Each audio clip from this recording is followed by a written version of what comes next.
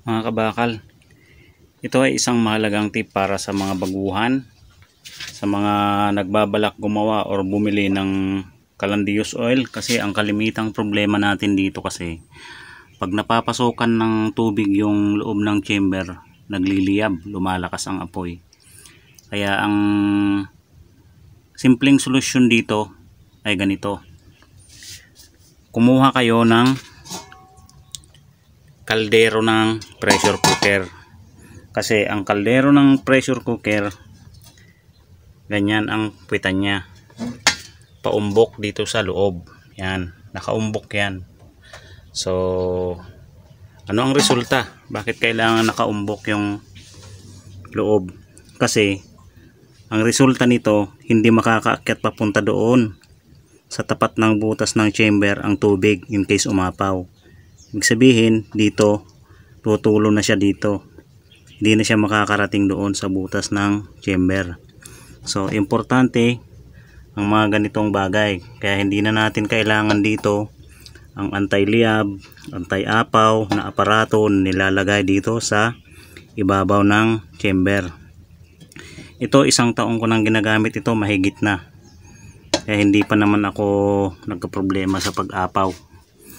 Tsaka ito, makapal kasi ito, kasi ang problema dito kapag may mga top holes, yan, may marka na yan, oh. Sa katagalan yung ginagamit yan, pag natatamaan, masisira. Ito, medyo makapal ito.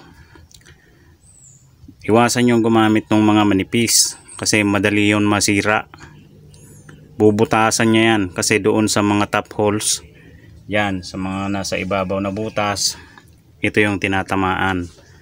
Kaya ang advantage naman ng walang top holes ay hindi masisira ang puwitan ng ating mga kaldero. Kaya lang ang problema, matagal yun makapagpainit, matagal makapakulo.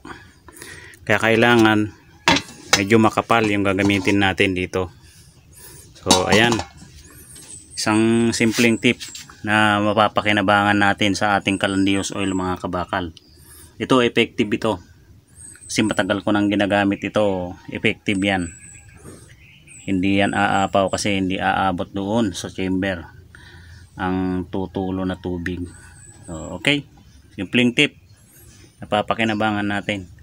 So ito para sa mga baguhan, papakita ko sa inyo kung anong mangyayari kapag ka nalagyan yan ng tubig. Ito tubig, oh. Ito tubig ito, yan, tubig yan. Tatagyan na, try natin pa talsikan, yan, oh.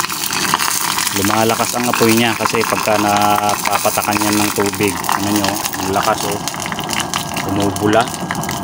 Kaya yan ang matinding kaaway ng ating kalan, ang tubig. Kaya ito, i-prove na effective itong kaldero ng rice cooker. Yan, yung sinasabi kong paumbok yung loob niya, ito.